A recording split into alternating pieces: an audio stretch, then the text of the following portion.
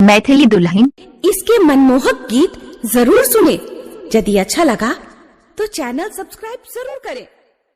अखन अपने सब सुन रहल छी अलौली बाजार खगड़िया से माँ सरस्वती रिकॉर्डिंग स्टूडियो की शानदार प्रस्तुति।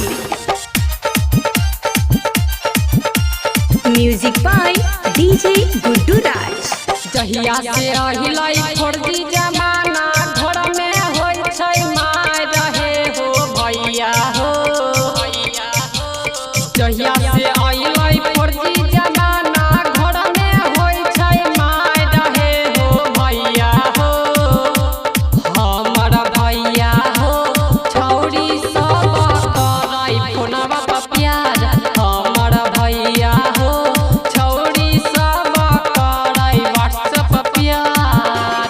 जहिया से अइलै फर्जी जमाना घर में होय छै माय रहे हो भैया हो। आहे हो भैया हो छौरी सब तोराई व्हाट्सएप पर प्यार। हे हो भैया हो छौरी सब तोराई फोनवा पर प्यार। प्रेजेंटेड बाय माँ Saraswati recording studio. DJ good Madhubani, DJ good Madhubani, DJ good Madhubani, DJ good. कबो फेसबुक कबो व्हाट्सएप चलाबै छै। वीडियो कॉल फोन के छौरा के पटाबै छै।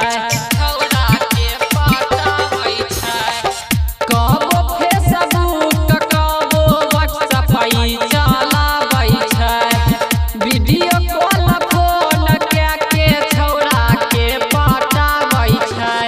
बुझल आबै कोकर का तैयो इंग्लिश में करै बात। हे हो भैया हो आहे हो भैया हो छौरी सब करै फोनवा पर प्यार।